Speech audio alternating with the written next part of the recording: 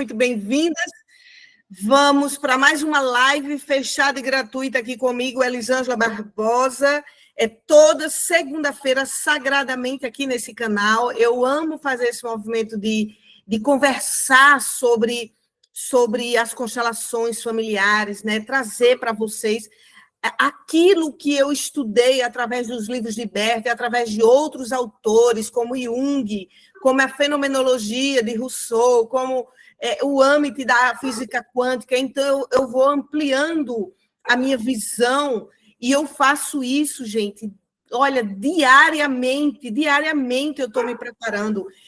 Eu posso mostrar para vocês aqui a quantidade de livros que está assim, ó. Tá na fila, sabe? Na fila. Porque, assim, eu entendo que para eu poder trazer um conteúdo para a internet, onde é um mercado extremamente competitivo, extremamente... vou dizer uma palavrinha aqui. Hoje, a internet, ela não tem tantas pessoas com autoridade. Não estou querendo falar mal de ninguém, mas isso é verdade. Então, assim, eu estou entrando para isso, mas, isso daqui é o meu dia a dia. E isso, é claro, eu não posso negar, é para mim, eu sei que é para mim. É para mim esse conhecimento, é para minha evolução. Agora, a Elisângela, não cabe em Elisângela, fica só para ela. Eu acho não, né? Isso é que é a mágica da vida, né? Quando você adquire um conhecimento que você quer passar. Eu aprendi esse movimento de não guardar as coisas para a gente num trabalho que eu trabalhei durante anos, que foi uma escola aqui em João Pessoa, chamada Sempre Viva Casa Escola. E lá, gente, lá as donas dessa escola, os diretores, eles adquiriam conhecimento e logo passavam para a gente. Eu achava isso massa, né? Porque a maioria das pessoas, elas têm medo de passar conhecimento para que o outro não vá mais, né? E isso é pobreza, né? Isso é pobreza de espírito. Então, assim, eu não consigo, na hora que eu estudo uma coisa que eu conheço, a primeira coisa que eu digo é para o meu público. É para o meu público, eu tenho que passar, e aí eu monto lives, monto temas, monto um monte de coisa para trazer aqui para vocês, certo? Então, essas lives é toda segunda-feira, tanto no Instagram, como no YouTube, como aqui com vocês, pelo Google Meet, aonde eu, em determinado encontro, eu abro uma constelação entre os participantes. Hoje nós vamos abrir uma constelação para a gente poder sentir, né? Sentir como é que está esse grupo que vem semanalmente aqui comigo, como é que esse grupo está, né? Todo mundo que está vindo, eu sempre olho aqui em todo mundo, eu vejo que algumas pessoas abrem um campo e vão evoluindo, isso é muito bom, isso é muito gratificante, certo? Está incrível, motivada, cheia de energia, linda de ver. Oh, meu Deus! Olha, gente, isso daqui para mim é minha terapia. Juro a vocês. Quando eu digo assim, é segunda-feira que eu passo domingo descansando, relaxando, às vezes tomando um banho lá no mar quentinho aqui, eu digo, chegou minha segunda, e vocês não sabem. Eu tenho uma ideia. Eu juro a vocês, eu tenho uma ideia de que vocês estão todas aqui comigo, na minha sala, aqui, conversando comigo. Um dia ainda eu vou fazer uma live presencial. E aí eu quero todo mundo assim me vendo falar aí pessoalmente, sabe? Porque a minha sensação é que vocês estão aqui comigo. E o online, a gente pensa assim, o online não funciona, funciona demais. Demais mesmo, porque a sensação que a gente tem é, de fato, que as pessoas estão aqui conosco, principalmente porque vocês interagem muito, certo? Então, vamos embora, vamos embora. Então, o tema de hoje é senso de si, né? Vamos conversar. Vamos conversar um pouco o que é isso, senso de si. Tem muita gente aqui novata que eu não estou vendo quem é. Esse link ele está sendo passado. Aí a gente vai fazer assim: quando eu vejo que tem alguém né? Aí a gente vai cortando, mas enfim, né? Por enquanto está tudo bem, estou vendo aqui todo mundo, né? Então, pessoas de boas intenções, bons corações, e é isso aí para a gente poder ficar juntos.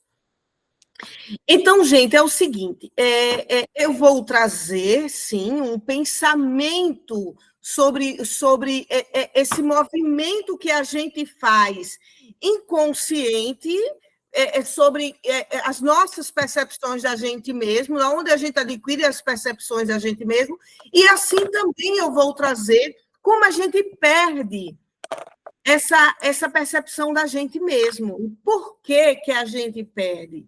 E qual é ali o trabalho que a gente tem que fazer para resgatar a percepção da gente mesmo? Gente, quem tiver com o microfone aberto, por gentileza, fecha, senão fica dando aqui. Mas na hora que quiser falar, levanta a mãozinha, pode abrir o microfone e pedir licença, que aí eu libero, tá?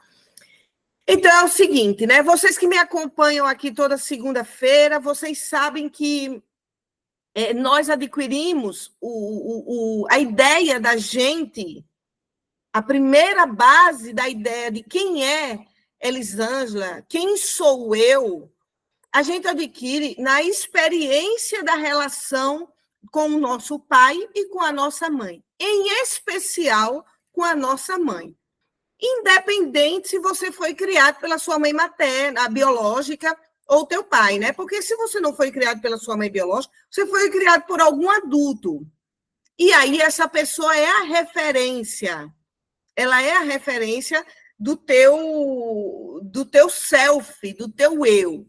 Então, os primeiros movimentos que a gente vai ter, que a gente adquire a experiência de quem somos nós, é nesse contato até físico, gente, do mamar, do carinho que a gente recebe, e muitas vezes quando a mãe é carinhosa na voz, tem uma voz mansa, uma voz acolhedora, isso tudo a gente vai estruturando o nosso eu, a gente vai estruturando, nossa, que sala linda, aqui no Google Meet.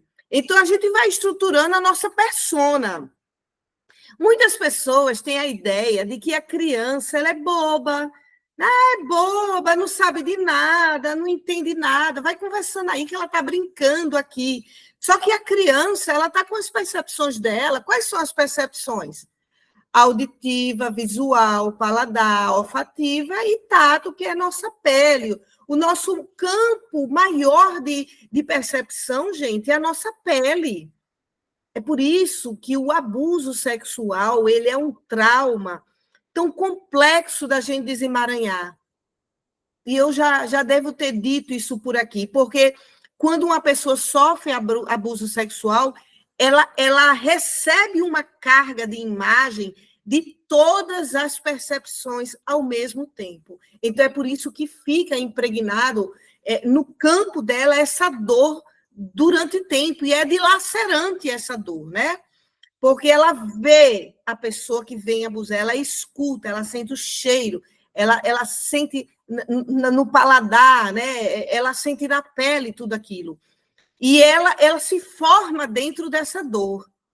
Uma pessoa que sofre um abuso sexual, ela se forma, ela vai tomando forma física e forma psíquica dessa dor. Por isso que ela passa a se tornar uma pessoa até agressiva, porque ela aprende a se defender para que nada mais aconteça a ela. Então, no meu curso de formação em constelação familiar, por exemplo, Ribeirão Preto, São Paulo, é muito bom, Will, muito bom ter gente de vários cantos aqui do Brasil, muito bom mesmo. Está faltando meu público aqui da Inglaterra, que eu não estou fazendo live de tarde, que fica melhor para eles, mas eu vou voltar a fazer as lives aí à tarde para o público da Inglaterra, que eu tenho um público muito bom lá, graças a Deus. Então, gente, na minha formação, na supervisão que eu dou, eu sempre mostro que esse campo de percepção é o que constrói as imagens, as cenas dentro do nosso cérebro, do nosso consciente e do nosso inconsciente. Então, é por isso que a física quântica fala que nós somos o quê? Nós somos campo eletromagnético, né? É razão e emoção. Então, como é ali que uma cena se forma dentro da gente? Então, por exemplo, eu já dei diversas vezes, eu já trouxe esse exemplo para vocês, eu tô estruturando a base desse conhecimento para levar vocês a entender por que vocês perdem o senso de si. Porque nós perdemos o senso da gente. Porque nós perdemos a nossa própria energia vital de sustentar nossa vida. Então, o que é que acontece? Quando uma criança, por exemplo, ela está na mesa, comendo lá a sopinha dela, e ela escuta, ela não vê com os olhos. Ela escuta o pai chegar, passa por detrás dela, bem rápido, ele sente na pele a rapidez que o pai passa, vai direto para a mãe e bate na mãe, ou grita com a mãe dele, ou machuca, e aí ele escuta uma briga. Escuta. Ele foi lá para o quarto, o pai, onde estava a mãe. Então, o filho escutou. Os ouvidos, a percepção auditiva. Automaticamente, quando ele escuta, ele corre toda essa emoção, né? Vem para o cérebro dele, junto com o sentimento de medo, porque a criança vai ter um sentimento de medo porque está tendo uma agressão, ele capta essa cena, ele monta uma cena. E a criança, o cérebro dela, assim como também o nosso, ele é um cérebro lúdico, ele vai fazer aquele balãozinho, sabe, que a gente vê nos desenhos animados? Ele vai fazer o balãozinho, papai agressivo e mamãe encolhida com medo. Automaticamente, quando ele faz essa imagem, o que é que acontece? O sentimento dele de medo une a essa imagem cerebral. Quando une essa imagem cerebral, ele formula uma ideia de vida.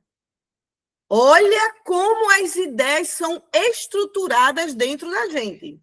Prestem atenção. Ele formula a ideia. O que é que ele vai pensar sobre os homens? O papai é agressivo, homem não presta, homem é violento, e a mamãe é frágil. A mamãe é frágil. E aí, aquela criancinha de 3, 4, 7, 15 anos, aquele adolescente de 15 anos, ele capta tudo isso e isso é assim, ó, rápido. Não precisou ninguém desenhar para ele que o pai dele é agressivo ou que a mãe dele é frágil e está sofrendo essas consequências com esse marido. Ele captou isso, está gravando sim. Isso. Porque eu tô tá gravando. Então, ó, tá lá, né? Então ele formula tudo isso e aí ele diz: homem não presta e mulher é frágil. Só que na hora que ele diz que homem não presta, homem é agressivo, quem é que é esse homem? É o pai dele. Quem é que é a mulher que é frágil e que não está sabendo se defender? É a mãe dele. E aí, quando ele formula isso, todas as nossas questões de emaranhamento, de vida truncada, vida parada, tem a ver com o que eu chamo de promessa da nossa criança. A nossa criança, na hora que vê essas cenas, e elas são muitas cenas que a gente vivencia, gente, com os nossos pais, com irmãos, com avô, com vizinho, cenas que são construídas pela memória sistêmica familiar que Bert Helling descobriu, dos nossos antepassados que a gente não conheceu, não ouviu, não viu, não sentiu, mas que ela pulsa na consciência sistêmica familiar. Então, essas cenas, elas só não têm a cena daquilo que você vê, mas tem as cenas daquilo que está lá atrás na memória sistêmica familiar. É verdade que essa memória existe? É. É tão verdade como a lei da gravidade. Ninguém vai subir aqui na minha varanda e pular, porque sabe que se pular vai cair e pode sim morrer. Então, a gente não vê a lei da gravidade, mas ela existe. Então, a gente também não vê a memória sistêmica familiar e ela existe. Ela é passada geneticamente de geração em geração, através de um campo quântico. Então, as cenas que a gente vai adquirindo, além dessas cenas de 7 gerações para trás, eu coloco logo 7, porque aí eu já fui até 6 cenas de uma paciente, mas aí eu coloco 7. Então, além dessas 7 gerações passadas, 7 da mãe e 7 do pai, nós temos as cenas que a gente vivencia aqui, ó, nessa estrutura que você se materializou enquanto pessoa, que você vivencia com sua mãe, com seu pai, com tio, com irmãos, com vizinho, com várias pessoas que vão passar pela tua vida. Então, na hora que essa criança ela formula essa ideia, ela está lá no cérebro lúdico dela, no cérebro ingênuo, no cérebro inocente. A alma dela pulsa amor. Só e somente só amor. A alma das crianças só pulsa amor, gente. O que é que uma criança vai fazer? O que é que uma criança vai fazer na hora que ela vê essa cena? A criança, ela não tem ainda a capacidade de sinapses cerebrais para dizer, eu acho um caminho para poder ajudar minha mãe. Eu vou lá agora, vou pegar meu pai e vou tirar ele de cima da minha mãe, que ele está batendo na minha mãe. A criança ela não vai ter essa coragem, porque ela se vê menor mesmo, e ela é menor. Então, o que é que ela faz? Ela cria artifícios emocionais, ela cria artifícios cerebrais, ela cria artifícios psíquicos, para ela poder dar conta do medo que tornou ela assustada. Então, qual é o caminho que ela vai tomar? Ela pode entrar para um caminho de problemas pedagógicos, ela pode entrar para um caminho de dificuldades como dislexia, gagueira e tantas outras coisas, porque aí é a forma dela dizer para o adulto, eu não estou dando conta das minhas emoções. Vocês podem me ajudar? Porque naquele dia eu vi o papai batendo na mamãe. Ela não vai saber verbalizar, ela vai criar situações para que você olhe um problema nela. Ela te pedindo socorro, ela te pedindo ajuda. Só que no meio disso, o que é que ela faz? Ela cria um caminho emocional de promessa. E aí ela diz assim, dentro dela, inconscientemente, mamãe, porque a criança vai olhar quem é mais frágil dentro daquilo que ela vê. Ela não vai ver o pai dela frágil, porque o pai dela teve força de machucar a mãe. Ela não vai ver o pai frágil, ela vai ver a mãe. Se fosse o contrário, ela viu o pai. Se fosse a mãe batendo no pai, ela viria o pai mais frágil.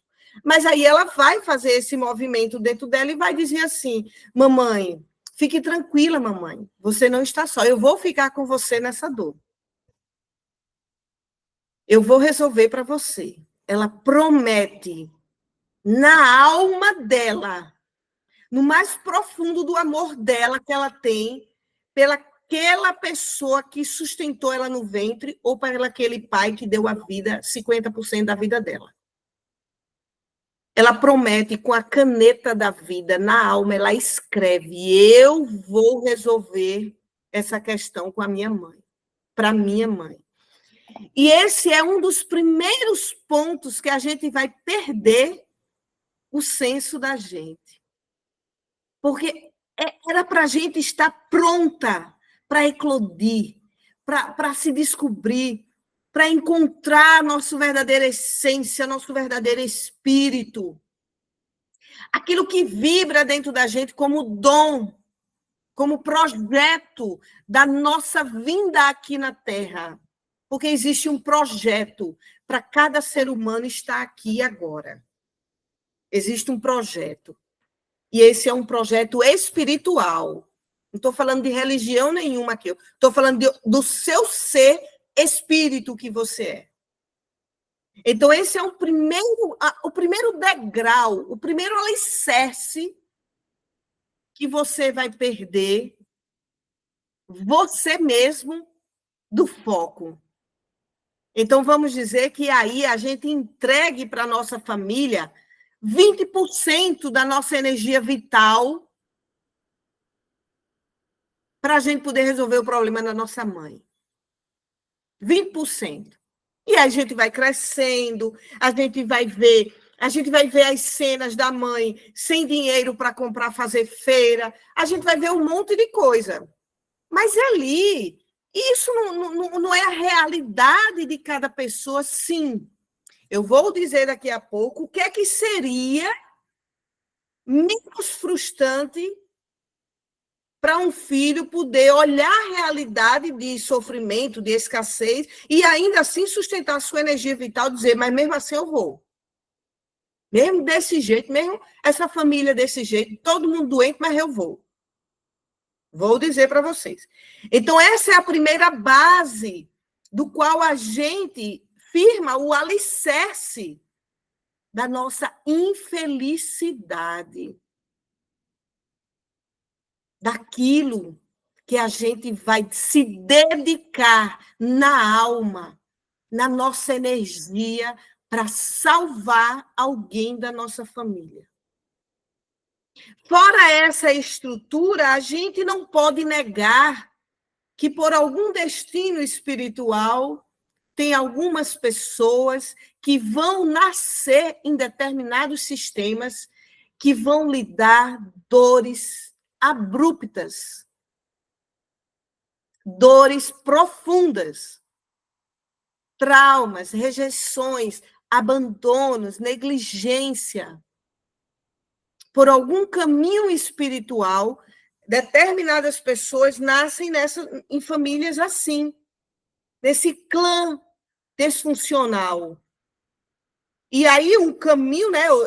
Lembra que eu estou falando aqui primeiro da promessa que nós fazemos por uma questão de percepção, e aqui eu estou trazendo para vocês esse caminho espiritual que é de destino de cada um da gente. Então, por exemplo, cada um aqui que está nessa live comigo tem um destino espiritual sistêmico. Então, o que é que eu chamo essa outra base, gente? Destino espiritual sistêmico. Isso quer dizer que você nasceu na família perfeita para a tua evolução. Porque é a família que vai te dar amor e dor. Mas é ali a família dando dor, sim.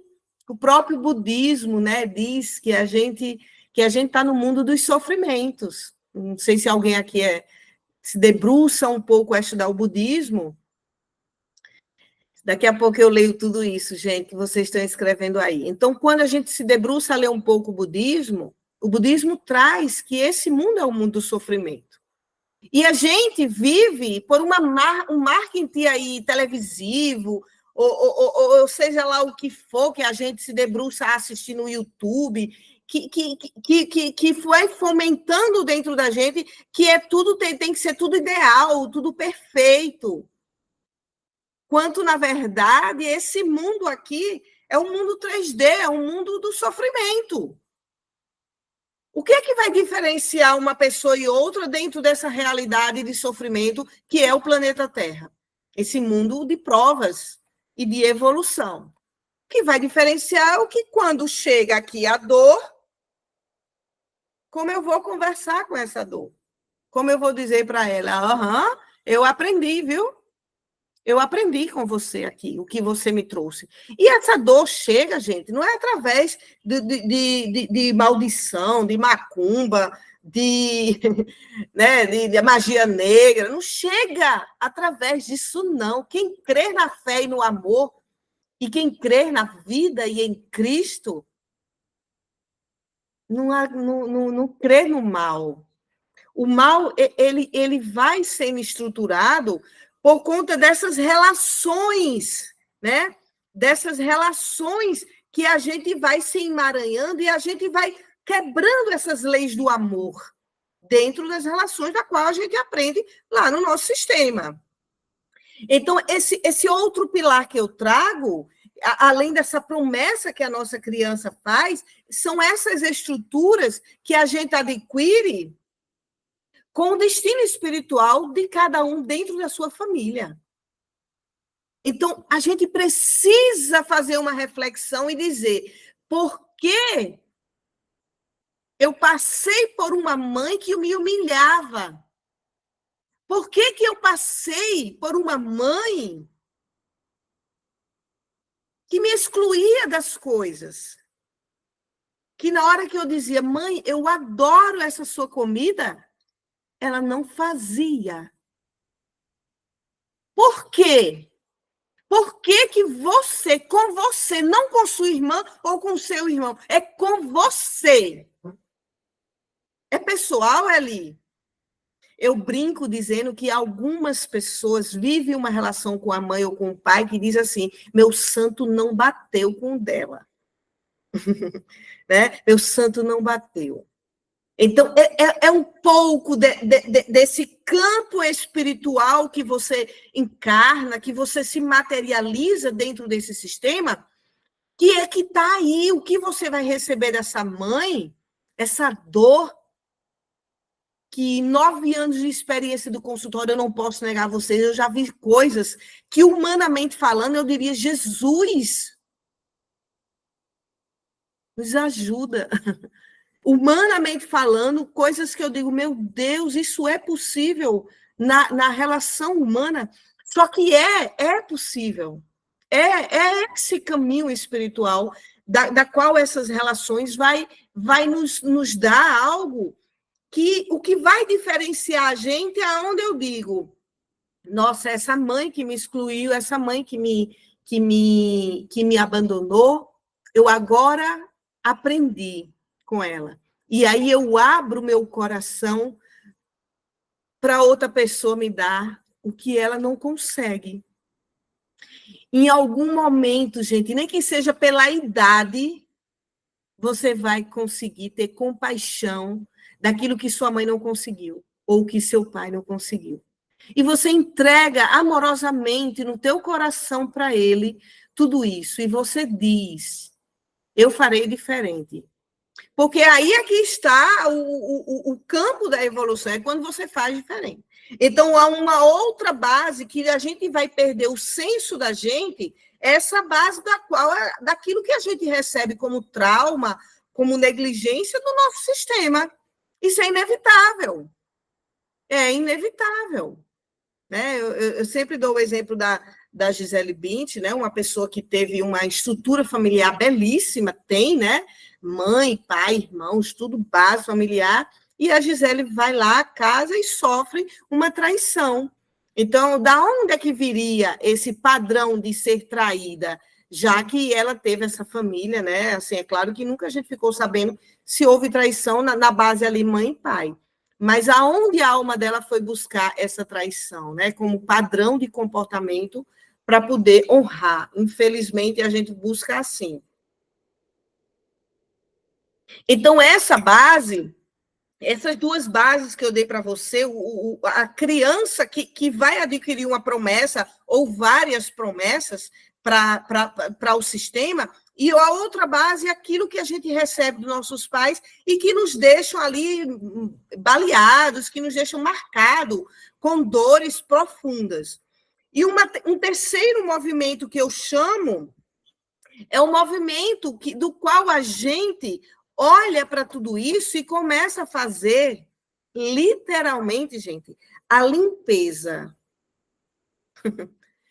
Uma vez que a gente decide, agora eu vou limpar sem culpa aquilo que eu absorvi como ideia de vida do meu sistema. E aí, às vezes, essa ideia é uma simples ideia, gente, por exemplo, porque dentro da família todo mundo só come açúcar, come coisas gordurosas e você se sente culpada, você chegando e para fazer uma refeição mais fitness. Ou porque todo mundo lá na sua família, todas as mulheres são amantes, tem o padrão da amante. e você se sente culpada porque você tem uma relação ou quer uma relação que seja 100% dedicada a um para o outro. Então, essas limpezas que nós vamos fazer é uma limpeza que é pelo processo, sim, de autoconhecimento, de lives na segunda-feira aqui com a Eli, de YouTube, de leituras, de cursos, formações e tudo mais, certo? Então, todos esses movimentos dessa limpeza se faz necessário para quê? Para que eu possa redescobrir a minha verdadeira essência.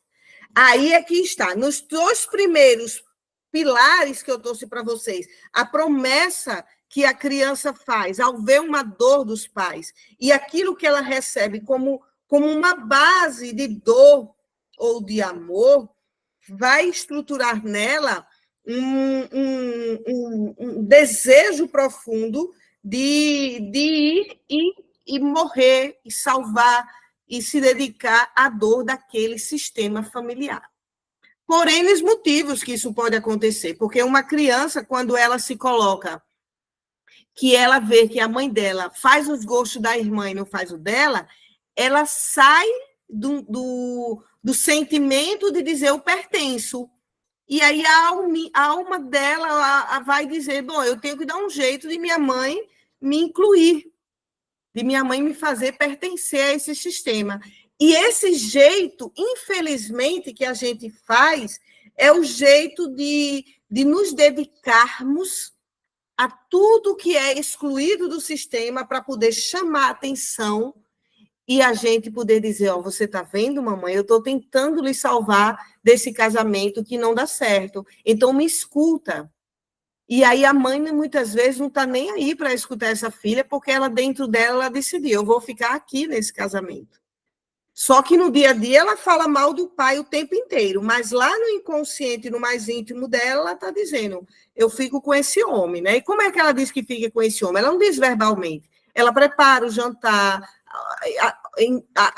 organiza a roupa dele, faz silêncio no que ela descobre. Então, todas essas atitudes são atitudes dela dizer, eu fico com ele.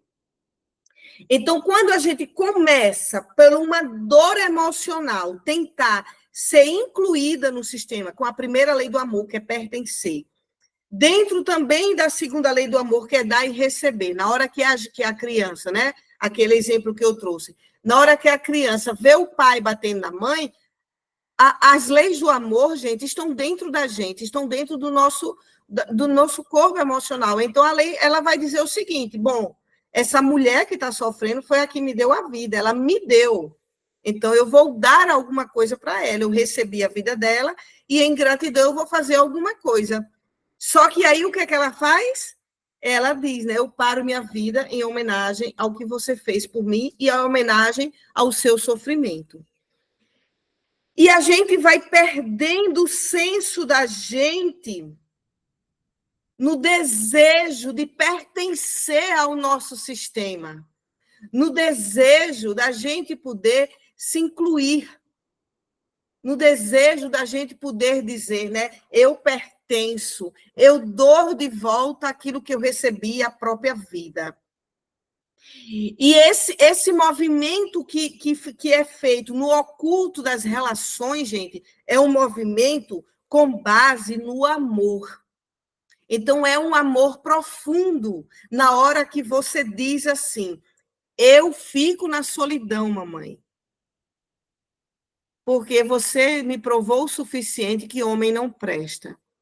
Como é que uma mãe prova para um filho que o homem não presta, ou o contrário, né? Um pai prova? Quando ela fala o tempo todo que aquele pai não é bom. Mas ali, a minha mãe nunca falou mal do meu pai. Olha, gente, falar não é só verbalizar, são atitudes. São gestos assim, ó. Ou então aqueles olhos que vai para cima e vai para baixo, que concorda, mas que todo mundo sabe que ali a sensação é o contrário, a comunicação é o contrário. Então, eu digo que existem duas formas de se comunicar: a comunicação dita e a comunicação não dita.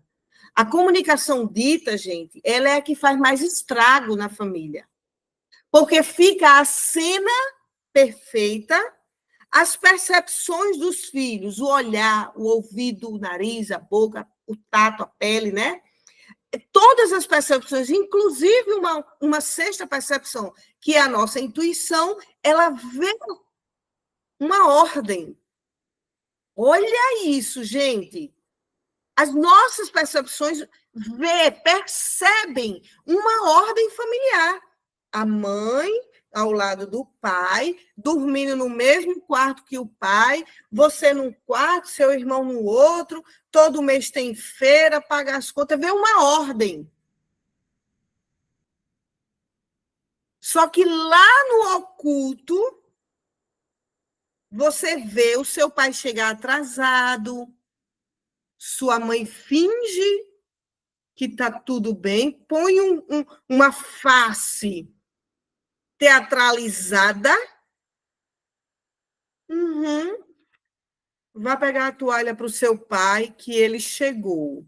Ela dá uma ordem. Ele ainda assim é o pai. Mesmo chegando atrasado, mesmo não estando na hora do jantar, mesmo a filha entregando uma blusa suja de batom, a mãe pega, coloca para lavar. E não disse uma palavra mal desse homem. Mas a alma humana, ela percebe o que está no não dito. E aí, aqui, né, como terapeuta em consultório, desemaranhar um filho, uma esposa, um esposo que vive uma relação do não dito, onde as cenas são bonitas, é árvore de Natal, é cachorro, papagaio, periquito, é aquela mesa posta, é muito mais trabalhoso. Porque a percepção dele, do filho, ou de quem vem a constelar, as cenas no inconsciente estão todas postas, organizadas. E a cena na constelação vai vir organizado, gente. Só que em um momento ou outro vem um fenômeno e ele mostra através de um fenômeno do olhar. No bonequinho, o olhar do pai olhando lá para o outro lado, todo mundo aqui na ordem, e o pai assim, no bonequinho. E aí é onde eu chego, né? Aí onde eu chego com minha expertise, com meu baralho sistêmico, e aí pergunto para o campo, para onde é que esse homem olha? O que é que ele olha para lá? O que é que tem lá, nesse olhar dele? Ele não precisa nem estar na cena, eu descubro. E aí, quando eu peço uma carta com um sentimento bom ou ruim ao filho, que é uma das minhas técnicas, do meu método, o menino traz a carta da amante. Aí eu sei que na cena da constelação do inconsciente, todo mundo já está sabendo que o pai tem amante. E todo mundo, calou a boquinha. Por que calou a boquinha? Porque a mãe deu ordem. Eu estou falando mãe, pai, assim, mas às vezes é pai, às vezes é mãe que trai, e cada um coloca no gênero que for da sua família. Porque a mãe deu a ordem. Esse é o meu marido, esse é o pai de vocês. Então, esses movimentos ditos nas relações, a mãe que diz, seu pai não vale nada, ou então a mãe que fica calada, essas relações aí, elas vão ser a base para que você, através das leis do amor, você quebre a força que você tem para a sua vida, para sustentar a sua vida, sustentar a sua existência. E aí você quebra em nome do amor para dizer, eu fico aqui parada para tentar ajudar minha família. E aí o senso de si vai se perdendo. Por que o senso de si se perde? Porque você está apenas com 50% da sua energia vital dedicada à sua existência. Por isso que tudo chega pela metade. Chega o homem casado. Por quê? Só chega homem casado, Eli? Porque os outros 50% você está dedicada na alma, pela memória sistêmica familiar, para salvar sua mãe do seu pai. Por que não chega namorada? Por que não chega mulher de jeito nenhum para mim ali? Né? Porque você também está 50% dedicado para dizer, mamãe, eu fico com você como seu marido. Então, tudo aquilo que nós estamos apenas com 50% da nossa energia vital, foram todas as cenas que a gente foi absorvendo durante toda a nossa vida. E aí, quando essas cenas vêm, que se unem com os sentimentos, que formam as ideias, você vai construindo promessas e mais promessas para o teu sistema. Cada promessa que você constrói é uma porcentagem a menos para a tua existência, para a tua vida, para a tua energia vital. Eu estou falando de energia vital mesmo, gente. Porque vocês acham que tem pessoas que ficam em cima de uma cama sem força para ir trabalhar, sem força para estudar, com dívidas, porque elas não estão nelas, elas perderam o senso de quem eu sou, para que eu vim, em que eu me dedico para ser feliz. E nós não fazemos isso de perder o senso da gente, de perder a nossa capacidade de estarmos ligados a Deus, porque nós somos a essência de Deus. Nós somos a essência divina. Então, se Deus confiou na gente para poder vir aqui, Ele quer algo da gente. Ou vocês acham que quando a gente decide uma profissão, não é uma forma de dizer, aqui eu vou levar um pouquinho a força desse mistério da vida? O que eu estou fazendo aqui com vocês é falar um pouco sobre esse mistério da vida. É uma limpeza espiritual que eu faço de mim mesma, né? Essa dedicação toda, né? Por que a Elisângela agora é consteladora familiar? O que ela passou para ela poder ser calejada o suficiente para aguentar tantas histórias? Então, quando eu olho para tudo que eu vivenciei em relações amorosas, com a minha mãe, com o meu pai, que eu tive essa base de dor, mas que eu disse, olha o que eu disse, essa separação não me define. O que eu recebi de ruim da minha mãe também não me define. A ausência do meu pai também não me define. Gente, vocês conseguem lembrar como é que é a transformação de uma largata para uma borboleta? Nós vivenciamos isso no nosso espírito. A largata, ela rasteja. E ninguém diz nunca que ela vai voar, que ela vai para onde ela quiser, com as asas dela, com a liberdade que ela tem. Ela torna a vida dela ilimitada, voando, voando, voando. Então, aquele casamento que não deu certo, ele é uma transmutação da tua persona que estava adormecida. Não é mais sobre aquele homem que te traiu. É sobre a nova roupagem que você vai assumir depois daquela dor. Aquela doença que psicossomatizou no teu corpo é uma nova roupagem de um novo ser que está surgindo. Aquele filho que não foi possível, porque aconteceu um aborto. Aquele emprego que não deu certo. Que você jogou todas as cartas e não deu certo. Tudo isso são roupagens que está sendo retirado de uma psique que está inconsciente e adormecida dentro de você. Então, a traição é para te lembrar. Acorda! A traição é para te dizer, larga de ser boba, de ser ingênua.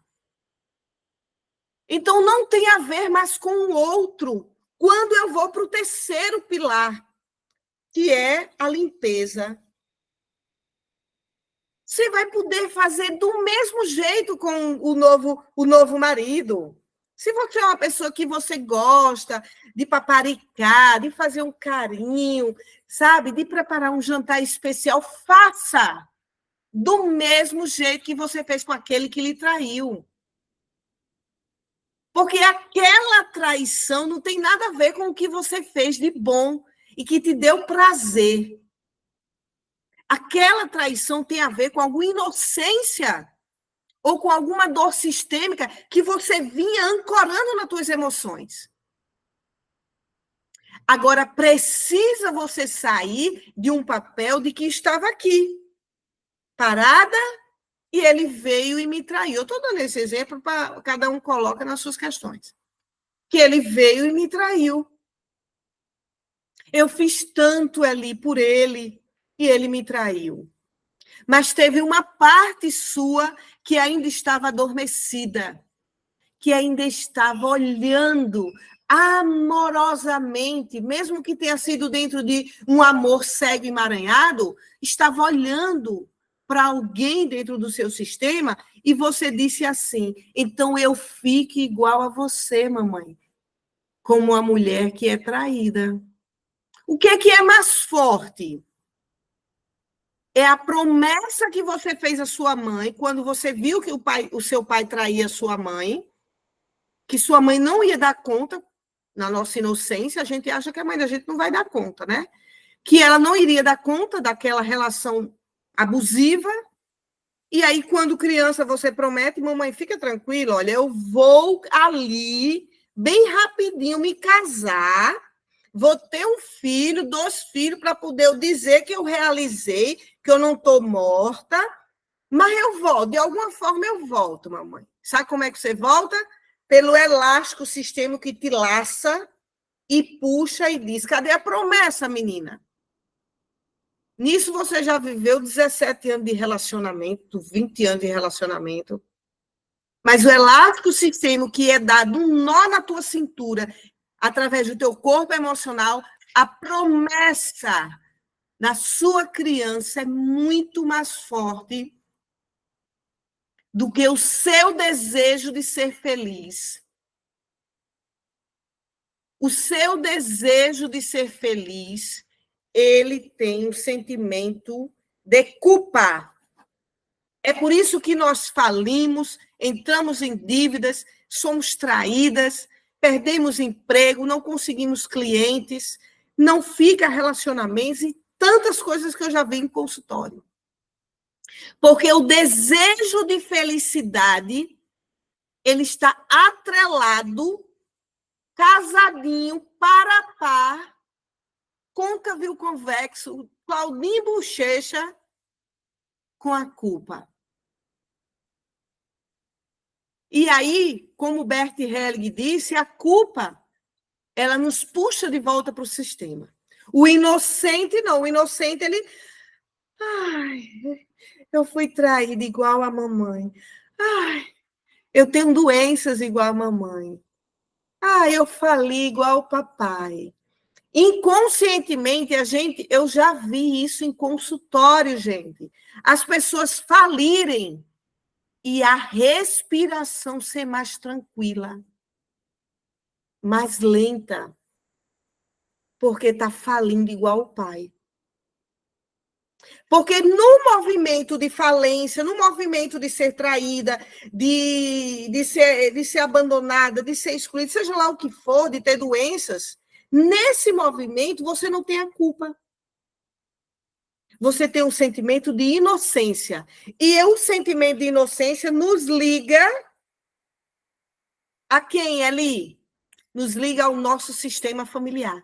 A gente fica grudadinha, pertencente. Ai, que negócio gostoso. Sentir que eu sou igual a mamãe doente. Nossa, que delícia saber que eu falei igual o papai. A gente se sente aliviada. Só que isso não é consciente, porque nós não somos pirados, né? A gente não é masoquista. Isso é inconsciente. E daí você se afasta dessa busca da felicidade. Porque ao se afastar da busca da felicidade, você se aproxima daquilo que o teu sistema tem de dor. Daquilo que o teu sistema está preso a quê, gente? A ideias. Ideias. É só ideias. É tão simples assim ali. É um pouquinho simples. São ideias. É por isso que estudar. É por isso que os livros, o autoconhecimento, novas ideias, ver no Instagram modelos de família diferentes. Tem umas influenciadoras aí que, nossa, tem umas famílias lindas que eu sigo. Isso daqui vai fazer você ampliar a sua visão de mundo. E dizer, olha, essa semana eu estava olhando o Instagram, gente, e aí eu sigo a Madonna. E aí foi o aniversário do filho da Madonna, é Rocco o nome dele. E aí eu disse, eu vou entrar aqui no Instagram, que eu gosto de ver essas pessoas que, independente dela, sei lá o que ela faz, bom, eu gosto de ver a força de vida dela. E daí eu entrei no Instagram do filho dela e eu vi uma força, um corpo assim, ele correndo lá com os amigos, uma coisa estruturada. E aí eu vi o quanto uma mãe diz assim para o filho, vai com minha bênção, né? Vai mais. Então, essas pessoas que chegam lá no topo do sucesso, elas têm o desejo que os filhos até façam diferente delas. Faz diferente de mim, aquilo que eu não consegui, faz diferente. Porque só há esse caminho para o sucesso. O caminho para o sucesso não é o caminho de todo mundo pensar do mesmo jeito o tempo todo. Porque até um tempo atrás, a própria Globo, ela era unânime. Quem quisesse fazer um patrocínio de alguma campanha, de alguma coisa, tinha que pagar altos valores para passar num horário nobre. O que a gente viu agora com a chegada das redes sociais? A gente vê artistas da Globo, de renomes, saírem de lá e estar no canal do YouTube, ganhando milhões de dinheiro. Instagram ganhando milhões de dinheiro. Então, a comunicação ela se democratizou mais, independente desse lado negativo das redes sociais, e isso vai ter em todo canto, lado bom e lado ruim. Então, as coisas não são retilíneas o tempo todo. Elas têm um caminho torto que, às vezes, a gente precisa conhecer aquele outro caminho.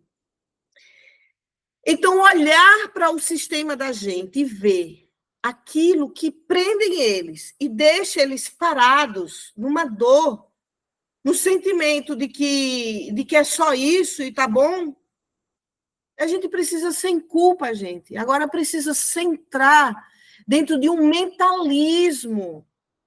Eu estou fazendo diferente por todos nós. Isso é mental.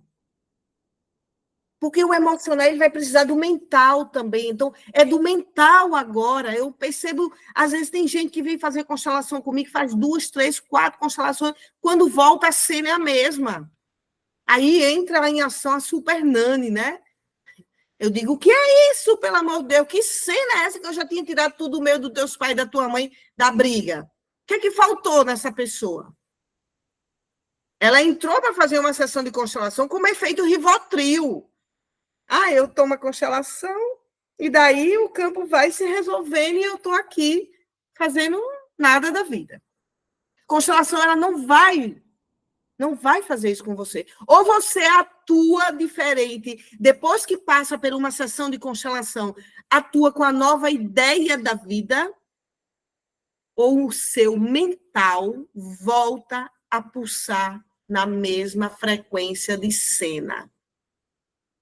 Então, quando você sai de uma sessão de constelação, você tem que ancorar o verbo para que ele se faça carne, materialize na sua vida. Como é que a gente faz isso? Eu ancoro agora, através da minha fala, de que eu ressignifiquei essa cena com a minha mãe. Então, o verbo se faz carne quando você toma consciência daquilo que você aprendeu. É por isso que esse terceiro pilar, a limpeza de tudo que a gente recebeu, das promessas, de tudo que a gente recebeu, que não foi bom dos nossos pais, que é um caminho espiritual, o que a gente recebe deles, de bom ou de ruim, a limpeza é o teu processo individual de autoconhecer a verdadeira essência daquilo que você veio fazer aqui na Terra. Daquilo que você veio fazer. Eu vou dar o meu exemplo. Quando eu fui fazer vestibular, prestar vestibular, eu disse, não, eu quero ser assistente social. E aí fui lá, fiz vestibular e passei 5 anos na faculdade e atuei durante muitos anos como assistente social, só que aquilo não me completava. Geralmente, a nossa primeira vocação de vida, gente, é aquilo que a gente quer fazer pela nossa mãe, porque é a mãe que serve a vida sustentando um filho no ventre. E aí eu queria ajudar a minha mãe a trazer benefícios para ela. É isso que um assistente social faz. Traz conhecimento, traz os direitos, né? E aí eu queria fazer isso pela minha mãe, que a gente passou por situações de muito sofrimento na minha família, muito mesmo, inclusive sofrimentos financeiros, de alimentação mesmo, né? A gente foi muito pobre durante muito tempo. Graças a Deus, a gente mudou tudo isso com a força da minha mãe. Ela levou todo mundo a esse empreendedorismo, né? Cada um aí dentro do seu nível. E daí, depois que eu desemaranhei tudo isso, e eu entrei para um processo das constelações, que eu disse, agora eu vou me curar, agora eu vou me conhecer verdadeiramente, aí eu me descobri como terapeuta, porque essa vocação já estava em mim. E a nossa segunda vocação, ela, em geral, quando você faz essa limpeza, ela vem com a mais pura verdade do teu espírito, porque é o serviço, de fato, à vida que a gente tem que fazer. Então, ser consteladora hoje, trazer aqui esse conteúdo para vocês sobre esse campo filosófico e esse campo espiritual, gente, eu gostaria de dizer a vocês que muitas das minhas falas aqui com vocês, elas são canalizadas, tá, gente? Vocês não têm noção do que eu vivencio antes de chegar aqui para falar com vocês. Existe uma canalização espiritual imensa no meu campo, em especial no meu ouvido, que tem coisas que eu escuto mesmo, tá, gente? Assim, do que eu tenho que dizer, do que eu tenho que falar, e quem eu preciso alcançar.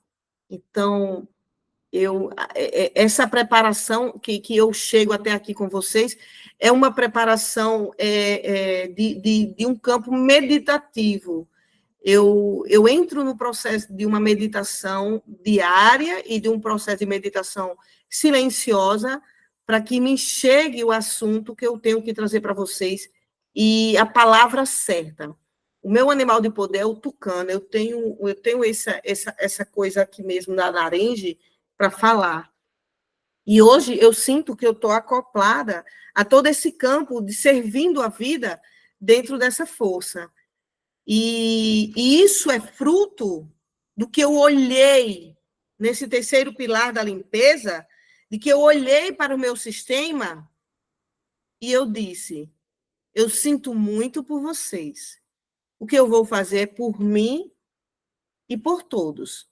Agora, quando a gente sai quando a gente pega a nossa alma e cuida da nossa alma e diz assim para ela, olha, fica aqui comigo, cada um lá tem uma força para sustentar do jeito que é. Isso não é fácil para ninguém, porque ao mesmo tempo que você vai lá, se coloca no nível maior de estudo, de espiritualidade, de tantas coisas, você vai ver pessoas que você ama aqui. E você diz, caramba, se essas pessoas lessem o que eu leio, elas ficariam muito mais rápido aqui. Mas o processo que o Bert traz do movimento da ajuda é a gente não enfraquecer o outro quando a gente quer que o outro pense como a gente. Porque cada um, dentro desse seu caminho espiritual, cada um também tem o tempo da cura. Então, o tempo da sua cura, o tempo de que você se dedica a vir aqui no meu Instagram me escutar, aqui no Google Meet, no YouTube, esse tempo é seu e somente seu. Não é da sua mãe, não é do seu pai. Ele vai ressoar em toda essa família. Mas esse movimento aqui que você está fazendo é para você. E quando você toma essa consciência, você vai saber que você vai voltar a ter 100% da sua energia dedicada a você. Porque aí você se eterniza com a nova consciência que você está estruturando. A eternidade é justamente isso. É o que eu estou fazendo de mim agora. Que eu estou fazendo, do que eu vivencio, do que eu sinto, do que eu passo nesse exato momento nessa vida. Aí eu consigo me eternizar aqui. Por exemplo, o conteúdo, né, do Jung, por exemplo. O Jung, ele desenvolveu os arquétipos. E não sei quantos anos, eu não era nem nascida quando o Jung fez isso.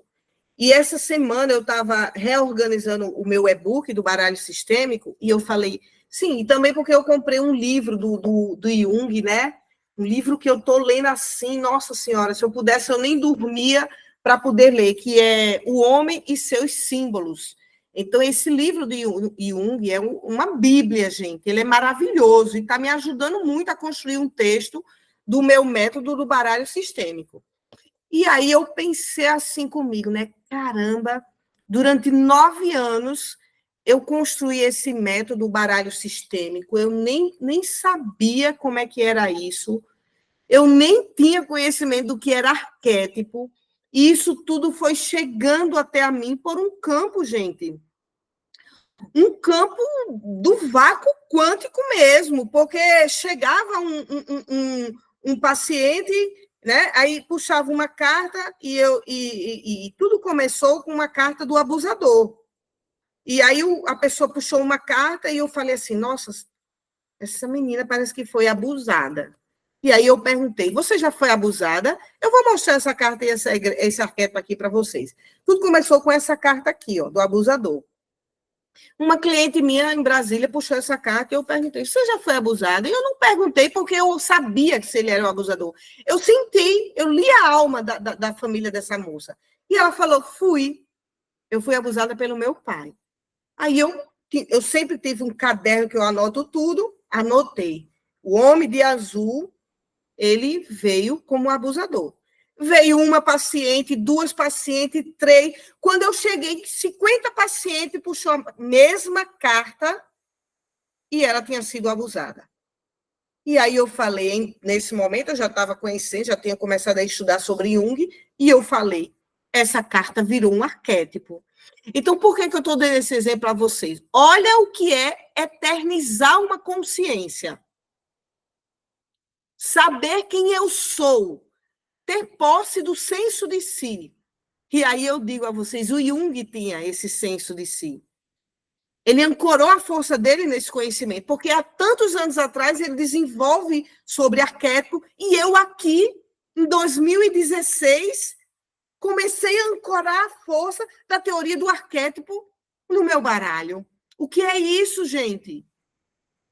Isso não é mágica, não. Isso é o que a física quântica chama do grande inconsciente coletivo, que através do Jung, né, que o Jung fala, do vácuo quântico de conhecimento que paira na consciência do universo. Então, você se eternizar, você se tornar presente de si, é você construir uma nova mentalidade. Uma nova mentalidade de si, uma nova mentalidade do que eu quero fazer aqui na Terra, uma nova mentalidade do que qual é o meu propósito. Isso tem que ser feito no papel, para você firmar a tua vida, os teus caminhos. Caminho aberto, gente, é um caminho onde as consciências, elas se ampliam. É só na emoção, é só na ideia. E aí Bert Helling traz a constelação familiar e nos presenteia com todo esse campo terapêutico, graças a Deus e graças a ele. Hoje a gente pode ver uma cena de uma sessão de constelação e dizer, nossa, eu estou aqui, ó, minha alma está olhando exatamente para a dor do meu bisavô que foi assassinado. E através das frases e soluções de Gilberto, você olhar para esse bisavô e dizer, olha, Bisa, eu sinto muito. Sinto muito pelo seu destino. O que é essa frase de solução?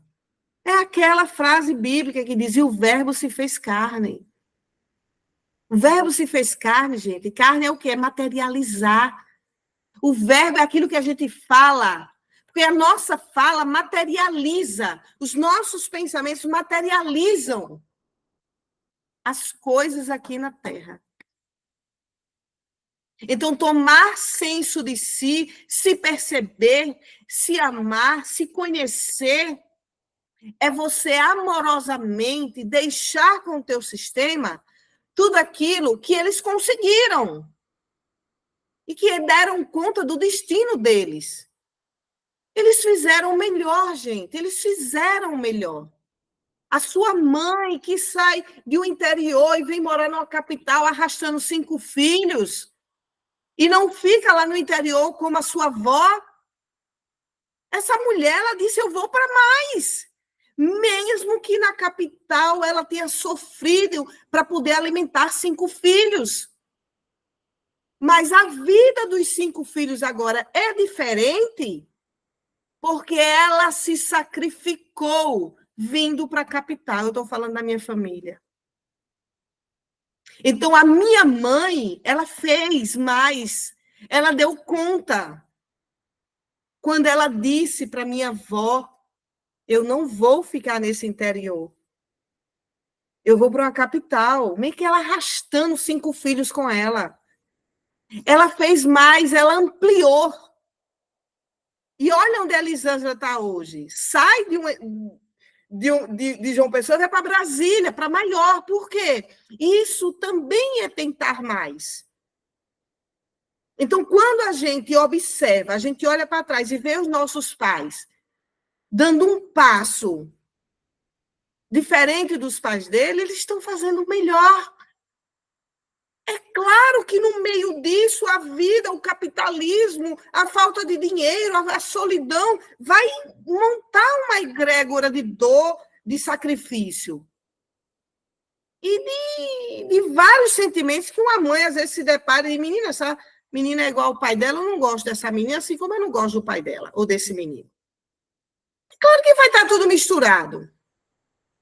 Então, cabe a você, exatamente agora, dizer o que eu preciso ressignificar na dor que eu adquiri da minha família.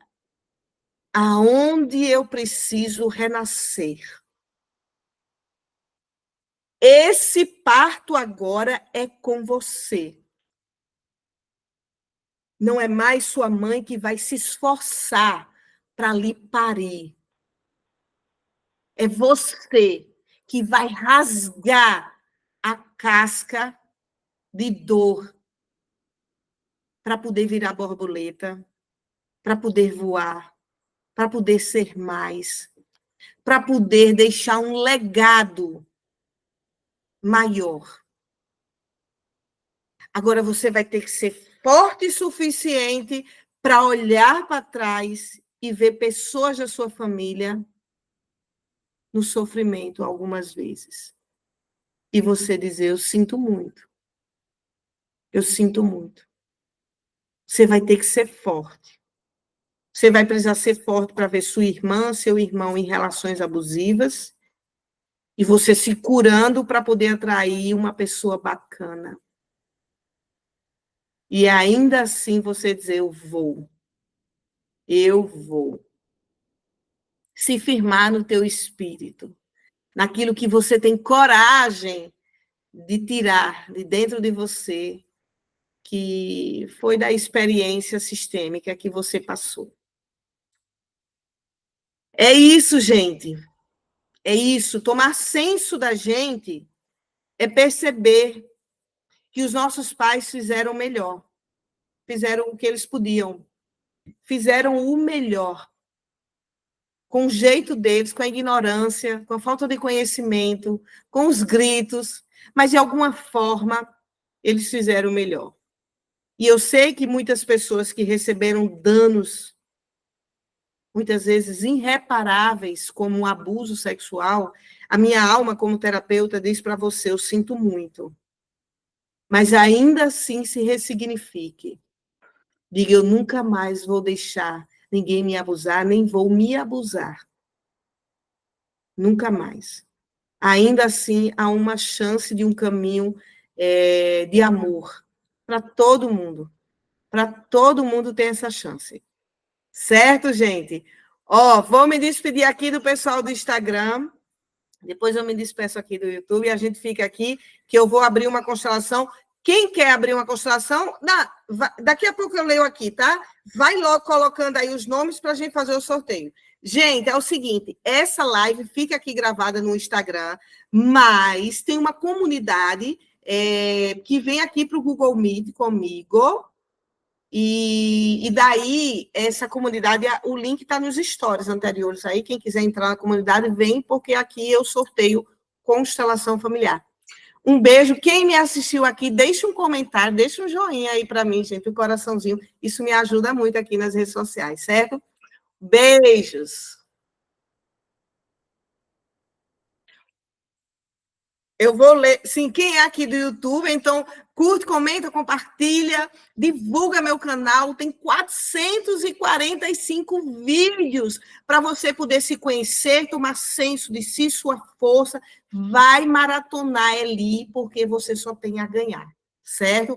Comenta lá, hein, gente?